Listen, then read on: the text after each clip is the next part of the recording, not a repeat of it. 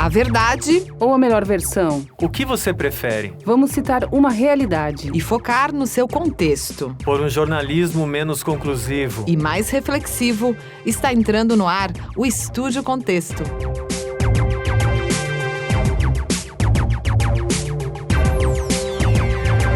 Olá, tudo bem com vocês? Espero que sim, na medida do possível.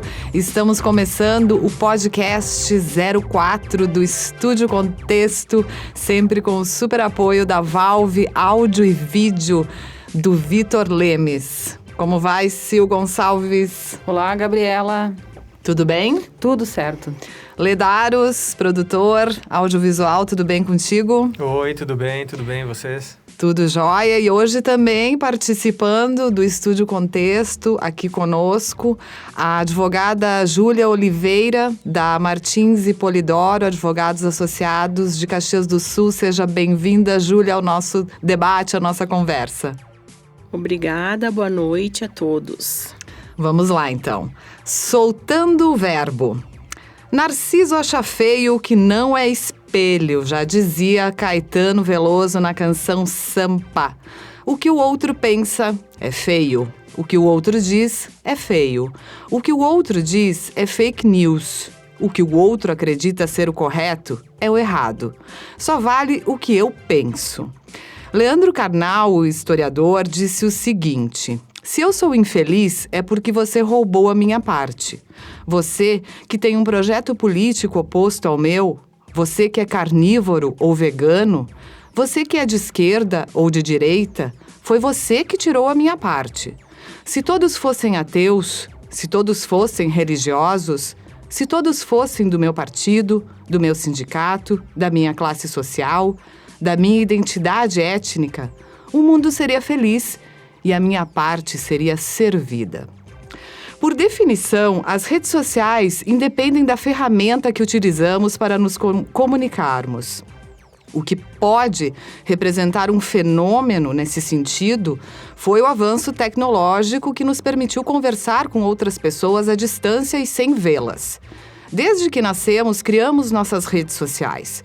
Na família, com os vizinhos, amigos, na escola, na faculdade, na turma do verão, no trabalho, com os parceiros de happy hour e por aí vai. É a psicologia das relações. Não é por acaso que o Facebook, por exemplo, nos dá a possibilidade de destacar nossos contatos em grupos de pessoas ou grupos de assuntos em comum.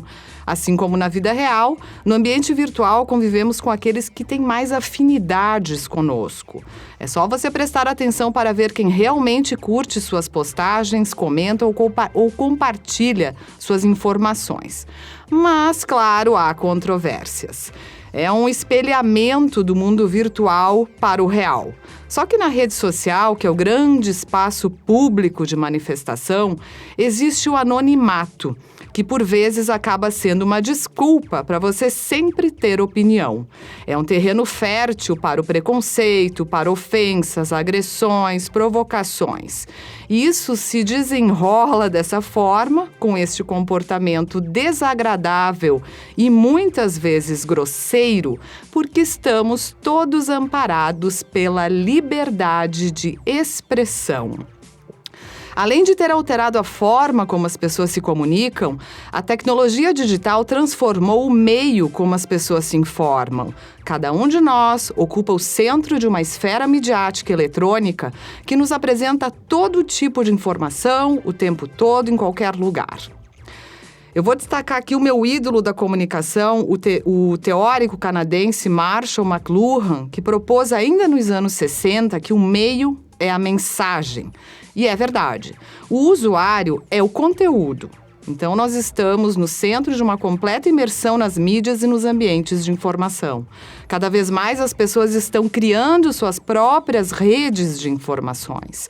A comunicação é de todos para todos e o cidadão deixou de ser passivo. Ele não somente recebe informações, como as produz. Ele é um mídia. Eu sou. Você que nos ouve agora também é. Só nos resta saber filtrar, então, aquilo e quem de fato nos interessa. O que importa é saber o que importa. Ser ou não ser seguido? Seguir ou não seguir? Aceitar ou não amizades? Eis a questão. Silvana Gonçalves. Pois é, bastante complexo, né, Gabriela? No sentido, gostei da tua citação do Max McLuhan. Marshall McLuhan. Lembrou muito a questão meia-mensagem, e aí a gente tem que lembrar que a mensagem que é transformadora, né? Tudo está na mensagem. É esse conteúdo que vai chegar até a mim, que vai me transformar ou não vai me transformar, que vai me tocar ou não vai me tocar. E como ele tem tocado a gente, esse conteúdo? Ele tem tocado de uma forma agressiva. É o que a gente tem visto nas redes sociais, né? A gente está vivendo um ambiente muito forte de julgamentos e agressividades exatamente mascarada, porque é muito fácil você fazer críticas quando não coloca a cara a tapa, como diria, né? Então, a gente tem várias opiniões que a gente vai trazer hoje, né? De psicólogos, sociólogos e até uma astróloga, que vai nos mostrar um pouquinho da onde que vem essa agressividade, da onde que vem esse nosso jeito de ser, que está se expressando num meio que é a internet. Lê dados. Então, gente, como obviamente essa questão é extremamente complexa, né? E há várias possibilidades de se abordá-la, né?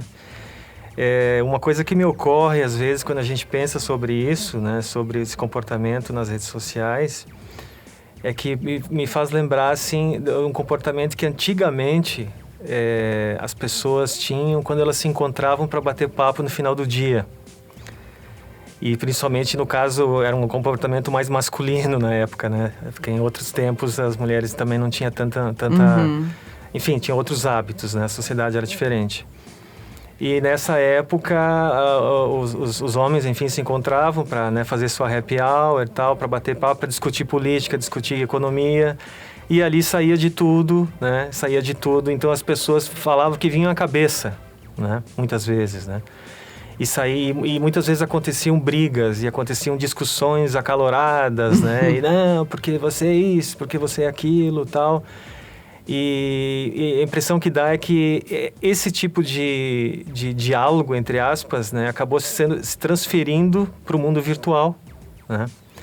E muitas pessoas, atualmente, elas têm um comportamento parecido, né, com o que acontecia antigamente, assim, né? Como se a rede social fosse um local onde você pudesse falar o que bem entendesse, sem pensar, sem refletir sobre aquilo, né?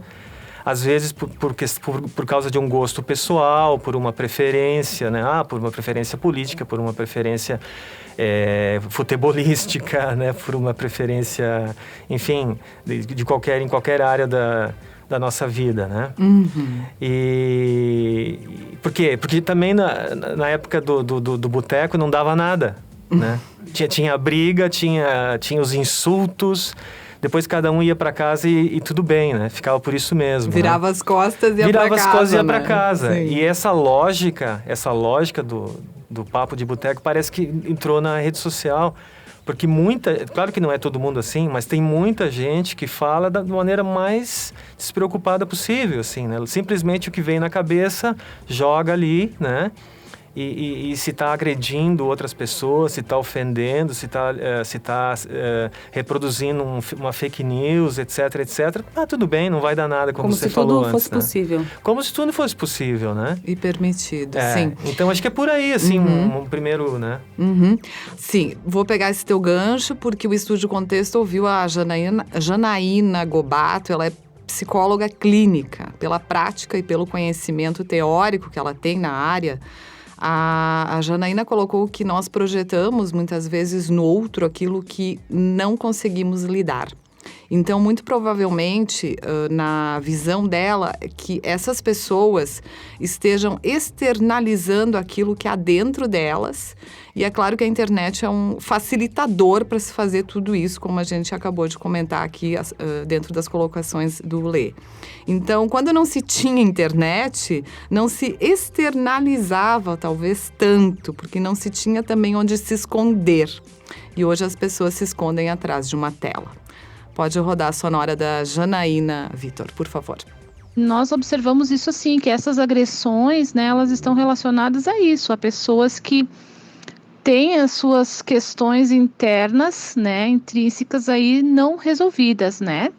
Então, elas precisariam, né, trabalhar isso para não projetar as suas dores no outro, porque é isso exatamente que eles fazem, eles projetam a sua dor no outro, né? Então, elas não conseguem muitas vezes lidar com as suas dores, então elas acabam jogando essa dor para o outro, né? E se encontrar alguém que cabe essa dor, né? Se o outro aceitar isso, aí vai ficar um bate-papo ali, uma briga, uma discussão, né? Um jogando o lixo no outro, né?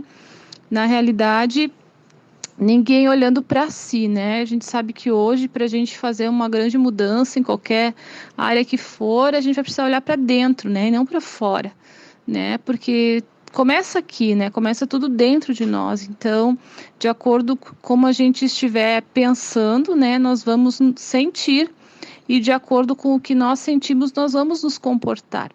Então, se a gente for ver essa pessoa, né? Que acaba sendo violenta, agressiva na rede social, invadindo, né? O espaço e não respeitando as colocações do outro, ela está simplesmente dizendo o quê? Que ela sente, né? Por externalizar assim de forma tão violenta, ela sente muito provavelmente raiva, tristeza, né? Ódio até. Por quê? Porque ela pensa algo a respeito dessa situação. Então, esses pensamentos, às vezes, são pensamentos distorcidos, que têm a ver com a sua criação, que têm a ver com as suas vivências, que têm a ver com a sua questão genética também, temperamental, mas não totalmente, né? Então, não é só uma questão, ele nasceu assim, é o seu instinto, né? Não. Tem uma questão muito pequena aí, genética, mas também tem questões comportamentais que estão muito relacionadas às vivências que essas pessoas tiveram, principalmente na sua infância e adolescência, que é onde tudo realmente é definido, é onde nós ali, né, somos moldados como seres humanos. É ter um pouco de empatia, né, por elas e entender que, poxa, elas não conseguem olhar para si, né? Elas não conseguem olhar para suas dores, elas não conseguem lidar com as suas demandas e ficar alimentando isso não vai resolver, né? Então, infelizmente, em alguns casos assim que eu percebo na rede social, o melhor é ignorar, né? E, se possível, conseguir conversar com essa pessoa, né? Individualmente, talvez dar algum conselho nesse sentido de ele procurar alguma ajuda. Claro que tem pessoas que são narcisistas, tem pessoas que não querem, né? E aí é outra questão. É outra questão e nesse sentido que a Janaína Gobato colocou, às vezes eu fico pensando, isso eu tenho assim para mim, até que ponto o que o outro diz deve nos atingir e o que é legítimo de se discutir, o limite disso tudo onde fica. Então, fascismo, por exemplo. Fascismo não é só você querer proibir o que o outro diz, mas é você querer obrigá-lo a dizer aquilo que você considera que é o certo. E entre o certo e o errado, muitas vezes existe um abismo. O que é certo para mim pode ser errado para você que está me ouvindo e vice-versa. Então, passa pelo campo das subjetividades, dos nossos valores, dos nossos princípios, das nossas vivências. Então, com que direito as pessoas se sentem aptas a julgar, tripudiar, assassinar reputações? Com quais objetivos, não é? Qual é a intenção delas por trás disso tudo? É incomodar o outro? Por que a opinião alheia incomoda tanto? E quais são os limites, inclusive, jurídicos nesse sentido? Eu não sei se a Sil ou o Lê querem fazer mais alguma colocação a respeito da sonora da Janaína Gobato, senão eu vou passar a palavra para a nossa convidada, que é a advogada Júlia Oliveira. Não, eu só gostaria de fazer uma observação, né? Na realidade, o que ela coloca é muito simples. Todo mundo tem opinião. Hoje, todo mundo tem opinião e tem um viés. E se acha no direito de expressar aquela opinião em função da liberdade de expressão, que é maravilhoso, ótimo que isso exista, né? E só que essa opinião, ela está embasada no que eu sinto. no meu sentir e não no meu racional, no como eu deveria ver a vida de uma forma mais analítica. E se eu analisar a vida de uma forma mais racional, eu entro no campo da ética. E no campo da ética, a ética a gente não discute. Ou ela existe ou ela não existe. Então, é bem complexa essa discussão. Acho que sim, Gabriela. Vamos ver como é que a Júlia... O que a Júlia nos traz aí? Lê, tu queres fazer uma colocação? Essa colocação dela me remete a um conceito que eu andei até, digamos assim, estudando há um tempo atrás, que me parece que cabe assim, perfeitamente, né? Que é o conceito do viés cognitivo, né? Também chamado de tendência cognitiva. Uhum. Isso vem do inglês, né? Cognitive bias, e bias é uma palavra em inglês que também significa preconceito, tendência. Então, o viés cognitivo poderia também ser traduzido como uma tendência, um processo de aprendizado tendencioso, né? O que é isso? É um fenômeno estudado pelas ciências cognitivas, né? Pela psicologia social.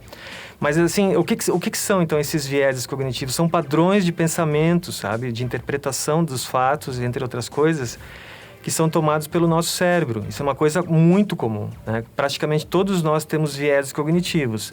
Só que alguns de nós são, digamos assim, tomados por esses vieses e outros não, né? Uhum. Entendeu? Isso é um fenômeno que tem origem lá na origem do ser humano, né? Porque na época a gente, digamos, imagina um ser humano na época da pedra lascada que tinha que sobreviver, né? Que tinha que fugir dos animais selvagens. Então, o que era esse viés cognitivo que, segundo os teóricos, já existia naquela época, né? É que você tinha que agilizar a tomada de decisão, sabe? Você não podia ficar pensando muito, você tinha que fazer uma leitura rápida dos fatos, né? Para tomar uma decisão para sobreviver, né? Então, né, esse conceito, de alguma forma, ele sobreviveu no tempo, né? Essa função cerebral, digamos assim. Então, o que acontece no dia a dia, né? É que quando nós temos nós somos tomados por um viés cognitivo, a gente tem uma tendência de excluir parte da informação que a gente recebe para tornar o processo decisório mais fácil. Decisório em relação à nossa opinião, claro, né? Entende? Então, essa decisão, ela sofre uma série de influências do quê? Das experiências passadas e principalmente das crenças e dos interesses que a gente tem. Que cada um de nós tem, como falou Silvana, de certa forma é um complemento que ela estava falando, né? Então, esse viés cognitivo faz com que muitas pessoas acabem tendo julgamentos errados sobre os fatos, né? Interpretações erradas, né? Inferências errôneas sobre os fatos, né? E isso tem a ver fundamentalmente com a palavra que, para mim, eu acho que resume tudo, que é crença, né? É você avaliar um fato, né, de uma forma não pragmática, não lógica, não racional, mas sim baseado nas suas crenças. Então, se determinado fato é divulgado que vai contra as minhas crenças, eu simplesmente ignoro esse fato, né? Eu ignoro ele, eu contesto ele, né? Isso é um viés cognitivo e acho que isso acontece demais nas redes sociais, na maneira como as pessoas se expressam. Certo, Lê. Bom, e neste estado de agressão que a gente vive, importa saber também quando a liberdade de expressão vira um discurso de ódio, com ameaça, com alguma difamação, com ofensas. É perceber também quando nós estamos sendo complacentes com isso, passando a aceitar esse comportamento, onde o ideal, onde o prazer, onde a satisfação de um é destruir o outro. Aquele que é diferente de você, que na sua visão vive num mundo cinza, totalitário, que você mesmo pode estar vivendo e não o outro. Então, agora sim, Júlia Oliveira, sócia da Martins e Polidoro, advogados associados aqui de Caxias do Sul. Júlia, primeiro, eu acho relevante que você nos traga algumas definições, principalmente relacionadas à calúnia, injúria, difamação. Qual é a diferença? Isso se enquadra dentro da área criminal do direito. E depois a sua especialidade é mais danos morais, que é da área civil. Mas tu pode fazer colocar aqui pra gente essas diferenças que as pessoas se confundem muito hoje em dia, ainda por mais informação que a gente tenha? Sim, eu até estava escutando vocês conversando e tem um termo que é a tal da liberdade de expressão, né, que está muito em voga agora. E o que as pessoas precisam cuidar é essa questão da liberdade de expressão, que ela é relativa, né? Porque aí sim vem a questão do direito. Todo mundo diz, a liberdade de expressão está na Constituição. Sim, está na Constituição, mas não significa que tu pode dizer e falar o que tu quiser, do jeito que tu quiser para qualquer pessoa. Exatamente isso que vocês estavam dizendo até agora. Então, no direito, isso poderia se subdividir em dois vieses, o criminal e o cível, como tu já disseste. No criminal, que também nós temos ouvido isso muito na imprensa agora, ultimamente, tem então a calúnia, a injúria e a difamação. A diferença entre esses 3 crimes, tá? Isso é bem importante que fique bem claro. Essas 3 situações, elas são tratadas no direito criminal. O resultado de um processo criminal pode sim levar a um dano moral na esfera civil. Tá? Mas o cível nunca consegue passar para um processo criminal, tá? São coisas bem, bem diferentes. Até porque o direito penal, ele é mais... ele tipifica uma situação. Então, por exemplo, a difamação, ela é o ato de desonrar alguém disseminando informações inverídicas, tá? Então, é falar alguma mentira de alguém. Tá? Certo. A calúnia, ela consiste em acusar alguém publicamente de um crime. Tá? Dizer, por exemplo, que uma pessoa é ladra. Tá? Sem que isso seja verdade, pelo menos num primeiro momento. E a injúria é quando uma das partes diz algo desonroso e prejudicial diretamente para outra parte. Tá? Então, é tu falar alguma coisa dela desonrosa. Isso é bem amplo também, né? No direito, tudo é muito amplo. E dentro das redes sociais, Júlia, quando é que as pessoas, então, devem ou responder pelos excessos, porque a liberdade de expressão é a liberdade passa pela liberdade de manifestar um pensamento. Isso que tu colocaste também. Só que desde que ele não agrida um instrumento normativo, me corrige se eu estou errada, que prejudique outra coisa, que viole a lei ou até mesmo macule outras pessoas, que aí sim respondem pelos excessos. Como é que tu percebe isso dentro deste ambiente virtual? Quando tipifica um dano moral, por exemplo? Tanto a calúnia, a própria injúria e a difamação e o dano moral, eles são tipificados quando tu fere o outro de alguma forma, tá? No aspecto subjetivo, tá? Da honra, do interior da pessoa, como ela se sente escutando aquilo. E também na questão do dano moral, como isso transparece para o outro, né? Que efeito aquela acusação ou aquilo que está sendo dito sobre aquela pessoa ou para aquela pessoa afeta a imagem dela perante os outros, né? Então, esse é o ponto primordial para entrar para um lado ou para outro lado, ou deixar de ser liberdade de expressão e passar a ser um crime ou até uma questão de dano moral. Certo. Queres fazer uma pergunta, uma colocação, uma observação, uma opinião? Na realidade, Júlia, eu acho que tem uma coisa que todo mundo deveria ter, né? Que chama bom senso. Sim. E talvez essas questões todas elas passem pela falta de bom senso. E aí eu retomo também a questão da ética, né? Que a ética é algo que você tem ou você não tem. Então, de você seguir determinados caminhos, você sente embasado numa ética, num determinado comportamento que você deve ter, né? Que pode ser diferente do outro, sim, mas ele é consistente. Então, na realidade, eu queria te perguntar, né?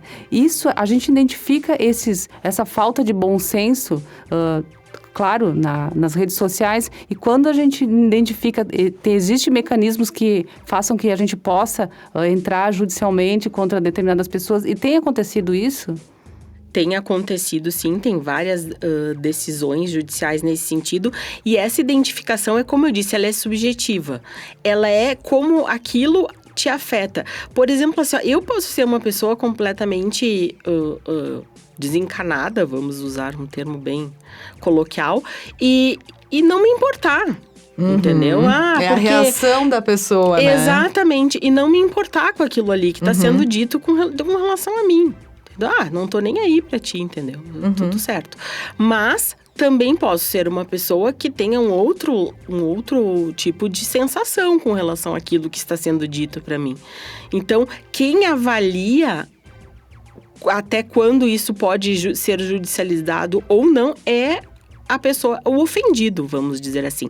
Com relação à parte criminal, nem tanto, porque ele é bem tipificado. Mas com relação à parte civil do dano moral em si, é a sensação de cada pessoa. Eu posso não me importar, como posso transformar aquilo numa potencial ação.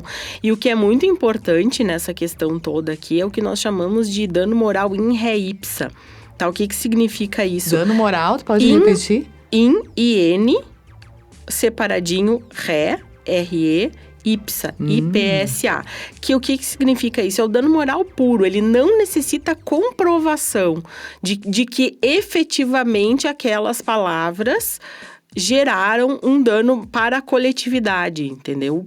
É bem o que aquelas palavras geraram em mim, como pessoa, como indivíduo. Tá, então esse aqui, o dano moral in re ipsa, ele é muito mais grave até do que aquele que tu precisa provar que efetivamente gerou um dano, porque aqui não tem prova. Tu se utilizou da tua suposta liberdade de expressão na rede social, tu ofendeu aquela pessoa de alguma forma, já é o suficiente para judicializar.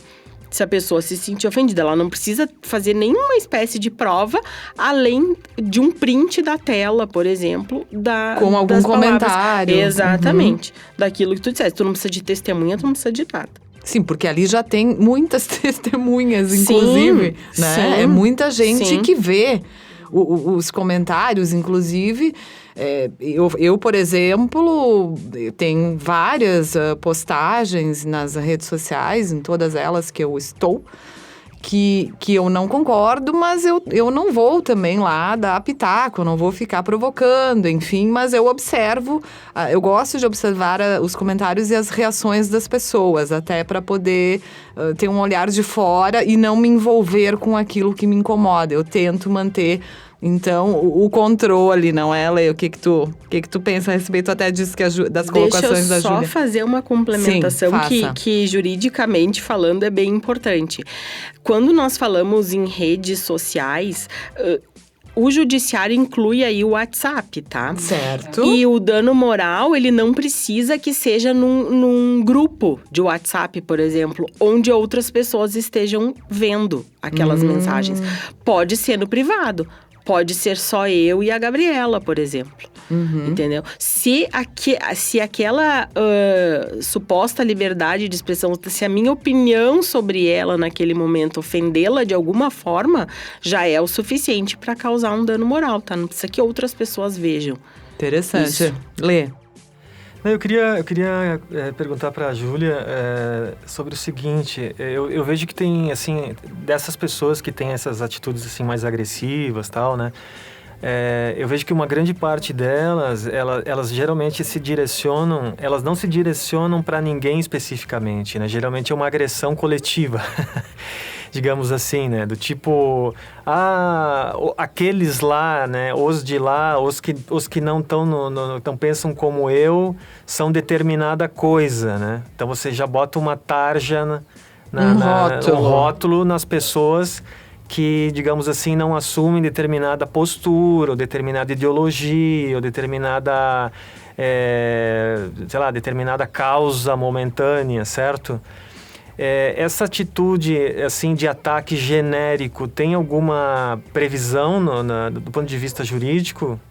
Na verdade, o que eu analisei das decisões mais recentes nesse sentido é que quando tu expõe uma opinião muito pessoal, vamos dizer assim, mas polêmica, de certo modo, justamente por essa questão aí, o que não pensa que nem eu não pode pensar, não pode se manifestar, não pode... Que a gente tem visto muito, né, Julia? Isso. Nesse sentido, quando tu te expõe dessa forma... Aí o judiciário tá vendo que não cabe o dano moral. Porque tu te sujeitou àquilo. Tu foi lá e tu deu a tua opinião e tu está sujeita a opiniões contrárias à tua. Mesmo que às vezes elas extrapolem um pouco a questão do bom senso, que a Silvana falou antes, que é perfeito, que está completamente em falta no mercado hoje em dia. O bom senso, lucidez, coerência. Isso, exatamente. Controle, né? Sim, controle daquilo. Autocontrole. Isso aí. Então, nesse ponto, o judiciário vê que não cabe o dano moral. O dano moral, ele é específico à pessoa. Há um ataque à pessoa, à honra daquela pessoa. Isso tanto no crime quanto no cível. É direcionado à pessoa. Sim, mas se uma pessoa, por alguma razão, se sente agredida nesse comentário genérico, ela tem como arguir que fulano de tal falou tal coisa e está tentando, sei lá, atingir o grupo do qual eu faço parte, essa pessoa, né? Eu penso que nesse caso especificamente, vai depender da situação, do caso concreto que a gente chama no direito. Vai ter que ser feita uma análise. Porque se tu estiver atacando um grupo específico, até pela sua questão de... Vamos usar uma coisa que está se falando muito hoje em dia, a questão racial, a questão de gênero. Se tu tiveres a tua opinião atacando um grupo especificamente, penso que dependendo daquilo que está sendo dito, pode sim levar a um dano moral para uma pessoa que se enquadra naquele grupo. Eu penso que sim, eu acho que existe essa possibilidade sim. Mas daí é muito específico, a gente não tem como ter certeza ou como dar uma opinião concreta sem ter um caso efetivamente, né? Mas eu penso que sim, que existe essa possibilidade. Bom, agora vamos trazer a reflexão do sociólogo Luiz Antônio Bogo Chies sobre a agressividade e o julgamento presentes na sociedade de hoje, principalmente nas redes sociais. O primeiro ponto até que ele destaca é que a agressividade é nata do ser humano. O Lê fez uma observação um pouco parecida antes. E ele acredita que, por vezes, essa agressividade contribui quando operamos nossos instintos de sobrevivência. Mas ser civilizado passa justamente por controlar pulsões dessa ordem, pulsões também da agressividade. O sociólogo alemão Norbert Elias desenvolveu uma importante abordagem do que ele chamou de processo civilizador, através da qual ele demonstra como nós passamos a desenvolver altos controles das nossas pulsões a favor de uma convivência social mais saudável, menos violenta e até mais solidária. No entanto, esse processo civilizador ele é constantemente ameaçado por regressões incivilizadoras.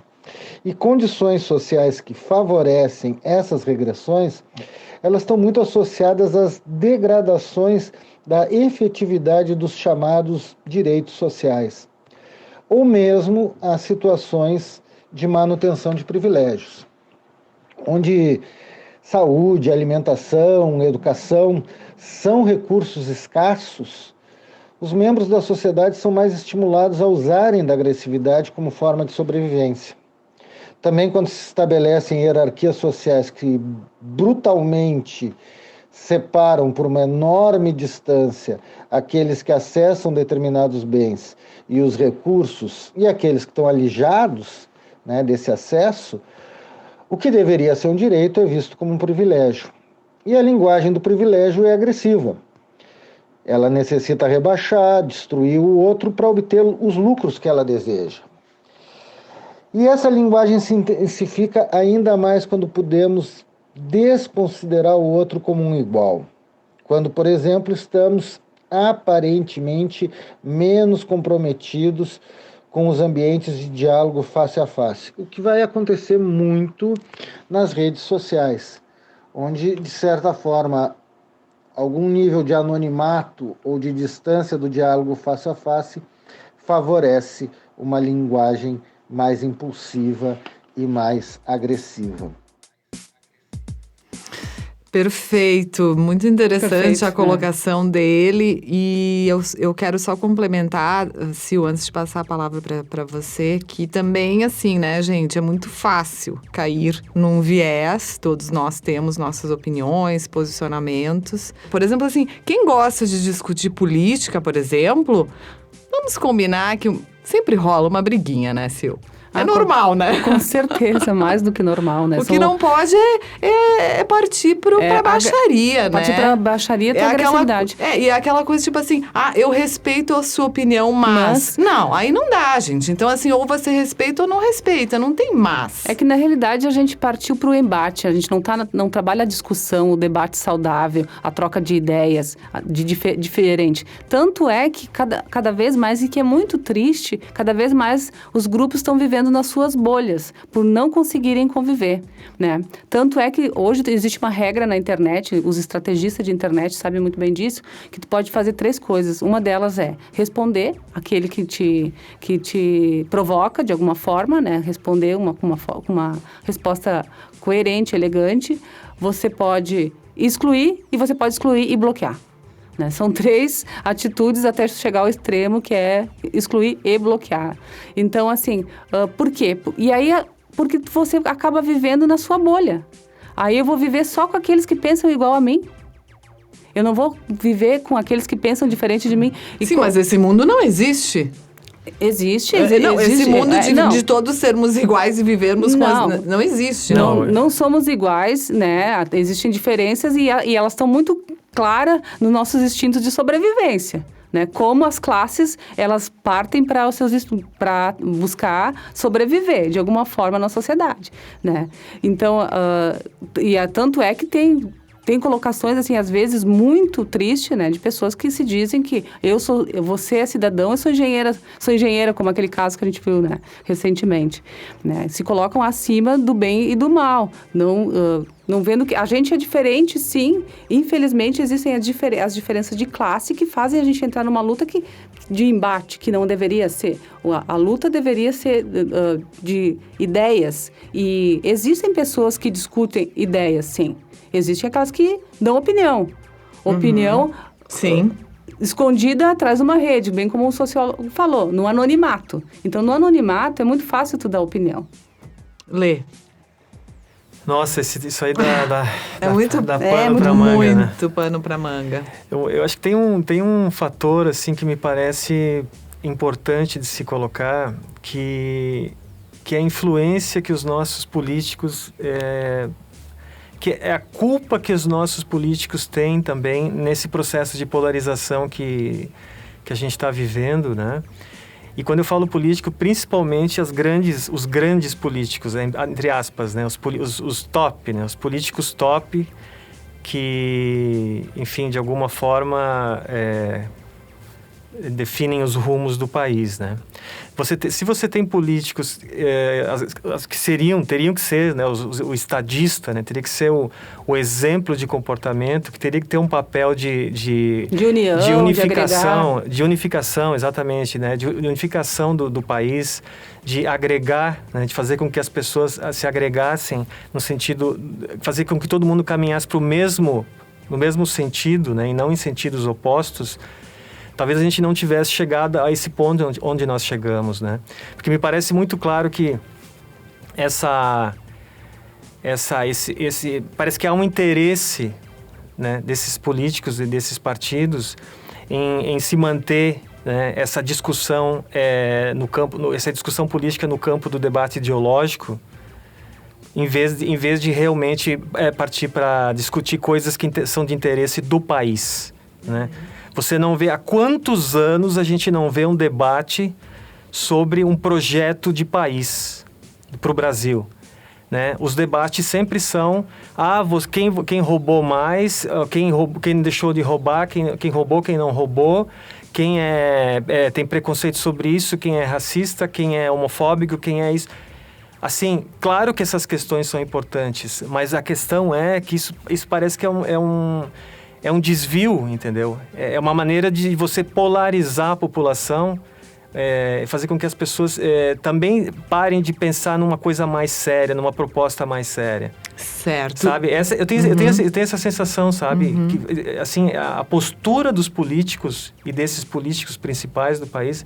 Influenciam no comportamento. Influenciam e tiveram um papel fundamental para a gente chegar ao ponto de polarização onde nós chegamos. Porque o exemplo vem de cima. E é um ponto de polarização, é um nível, assim, de epidemia, com o perdão. Aí nós estamos vivendo uma epidemia, mas é um nível epidêmico já. Nós chegamos a esse ponto. Júlia, a Júlia advogada na rede social é diferente da Júlia pessoa? Tu usa bastante rede social ou não? Não, uso muito né? pouco. Os advogados têm uma parcimônia, não tem nesse sentido? É porque a gente pensa muito na proteção. Nós vemos a situação de um modo mais amplo, vamos dizer assim, do que o simples fato de postar a minha vida, entendeu? Nós vemos outras consequências nessa questão de postar a sua vida. Entendo. Expor, enfim, a si mesmo e aos seus entes queridos. E a questão também de sermos prestadores de serviço, né? Correto. E nós atendemos todos. E eu penso que... a minha opinião sobre determinada coisa, ela é minha. Então, quando na rede social, ela passa a ser de todos. Para todos, vamos dizer assim. E eu não faço. Ninguém sabe a minha religião, meu time, em quem eu votei. Legitimamente, gostos, cores e amores não se discutem e cada um tem o seu. Eu sou bem assim. Certo. E está tudo certo também em te preservar nesse sentido. Porque se nós estamos também nas redes sociais, nós temos que ter consciência que a partir do momento que a gente se posiciona ou emite alguma opinião, aquilo ali vai ter reflexo.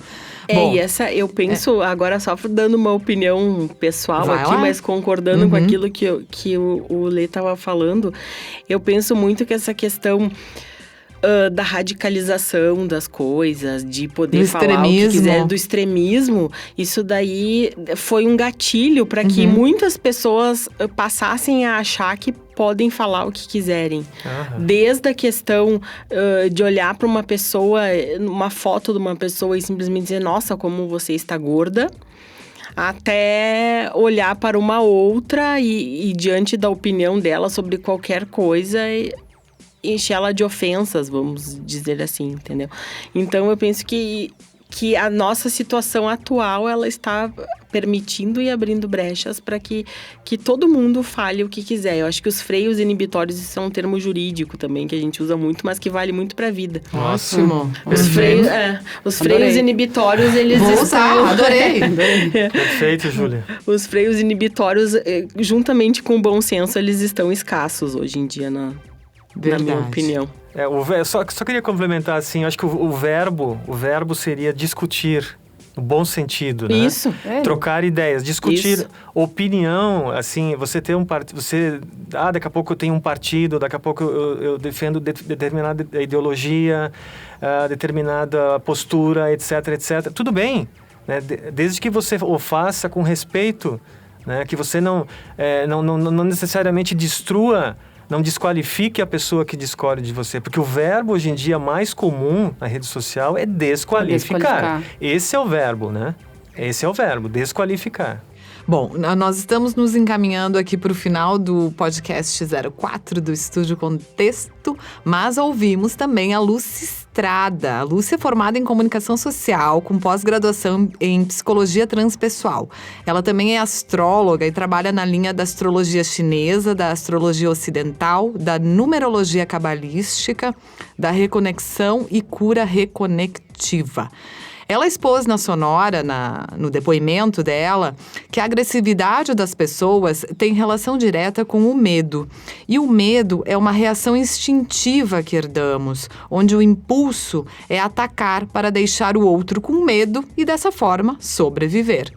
Então, quanto mais medo temos, diz a Lucy, mais agressivos nos tornamos.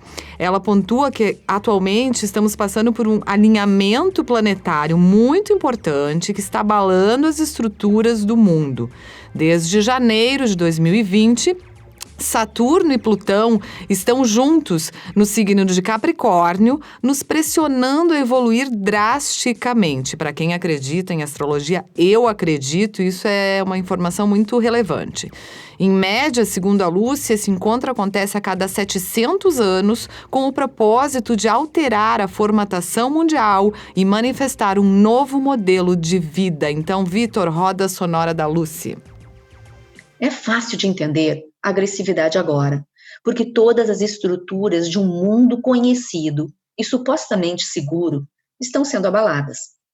Estamos vendo muitas estruturas ruindo e precisando ser reformatadas. Estruturas sociais, políticas, pedagógicas, emocionais e psicológicas. As estruturas que não estiverem firmes para suportar esse novo mundo irão vir abaixo para serem reconstruídas. É claro que a primeira reação a tudo isso é de medo e, consequentemente, de resistência, rejeição e ataque. A vida, como era conhecida até janeiro de 2020, não irá retornar. E todos estamos sentindo essa estranheza ao que de diferente terá que ser realizado. A maturidade emocional é o que determina o nível de reação às mudanças. Atualizando ainda mais esse tempo atual, agora, em final de junho, Marte entrou no signo de Áries e ficará vibrando ainda mais agressividade, impulsividade, competitividade, discussão e brigas até dezembro. Teremos pela frente dias de muita tensão, que irão pedir muito controle da pressão interna e, portanto, evolução da maturidade emocional. Então, é melhor não reagir emocionalmente, não brigar, não gritar, respirar, dar um passo atrás e agir com muita tranquilidade, com muita seriedade e com muita coerência. E exercitar o poder de respirar em paz nas situações controversas que irão surgir. Se nos alinharmos sem resistência a essa vibração planetária atual, poderemos aproveitar as inúmeras oportunidades que teremos à disposição para dar início a novos projetos, firmar novos acordos, tomar decisões importantes e agir com muita lucidez na construção de um novo cenário pessoal, já que o antigo cenário não vai mais ser válido para esse novo tempo da Terra. Nada disso é para gerar ansiedade ou medo, porque através de posicionamentos lógicos e racionais, sem nenhuma reação destemperada e sem gerar tanto barulho no mundo, poderemos realizar a devida e necessária mudança para o próprio bem e, portanto, para o bem de todos. O propósito sempre é o de libertação e não de aprisionamento ou medo. Bom, eu não sei quanto a vocês, mas para mim foi um bálsamo para os meus ouvidos. Sim, a finalização dela é perfeita, né? Ela começa com esclarecendo para nós um pouco dessa questão da agressividade a partir da constituição planetária, né? E que tem a ver com o medo, né? E novamente a gente fala que o medo ele é instintivo, ele vem do nosso instinto de sobrevivência. E logo eu sou agressiva. Eu ataco para sobreviver. E desde janeiro a gente está vivendo atacando, porque de alguma forma a gente está tendo que sobreviver. A sobreviver aquilo que a gente não conhece. A gente está vivendo uma pandemia que a gente não sabe como é que vai ser. Amanhã, como é que as estruturas econômicas, políticas, sociais, como é que elas vão reagir a isso tudo que está acontecendo. E as pessoas estão com medo. E esse medo faz com que elas sejam agressivas. Elas ataquem aquele outro que é diferente dela. delas, né? E como a Lucy disse, esse medo, ele pode ser usado, a agressividade, ela pode ser usada de uma forma positiva também. A partir do momento que eu não a utilizo contra o outro e sim pego essa energia como transformadora para ser mais competitivo, para buscar ter novas ideias, para me transformar quanto ser humano. Ledaros, leonino. Pois é, né? Falando em Marte, agora eu sabia que tinha alguma coisa a ver com Marte. Que assunto delicioso, né, gente? Agora a astrologia tá no meio disso tudo Agora tá explicado, né? Marte em Áries. Tudo a ver, né? Tudo a ver. Tem uma figura que me ocorreu que eu acho divertida, assim, né? Essa pandemia, ela foi mais, assim como se fosse um caminhão passando sobre um caminhão carregado de melancias passando por um enorme solavanco, entendeu? Jogou as melancias para cima e as melancias estão ainda se ajeitando, né? Então, essas melancias são o quê? São justamente essas coisas da nossa vida, né? A maneira como a sociedade está se reorganizando, o papel que cada um tem que assumir, ou tem que... Daqui a pouco, o meu papel na sociedade era esse, mas agora não funciona mais, eu vou ter que mudar um pouco, vou ter que partir para uma outra coisa, né? Enfim, as próprias instituições estão repensando uma série de coisas, né? Como falou a Sil. E eu acho que tudo isso gera, obviamente, medo, né? Gera receio. Por quê? Porque a gente está lidando com uma situação nova, né? A gente está lidando, de certa forma, com um desconhecido. E nossa, tudo a ver, assim, né? Então, uma hora as melancias vão voltar para o lugar e Marte vai passar, né? Vai passar de Áries, vai para Touro e as coisas vão ficar mais tranquilas, né? Sem dúvida. Júlia Oliveira, eu quero agradecer muito a tua participação neste podcast 04 do Estúdio Contexto. Muito obrigada mesmo. Imagina, foi muito legal participar. Gostei bastante. Que bom, volte sempre, com certeza. Advogado a gente sempre precisa. Advogado, psicólogo, sempre. É recorrente, não é? Gente, e são coisas que se confundem, às vezes, pelo menos na minha profissão. Verdade, com certeza. Então tá, o Estúdio Contexto vai ficando por aqui. Nos acompanhe no YouTube, inscreva-se no nosso canal, deixe seu comentário, pode deixar lá a sua opinião, pode nos criticar também, críticas são bem-vindas. E um abraço a todos vocês, até o próximo podcast, até mais.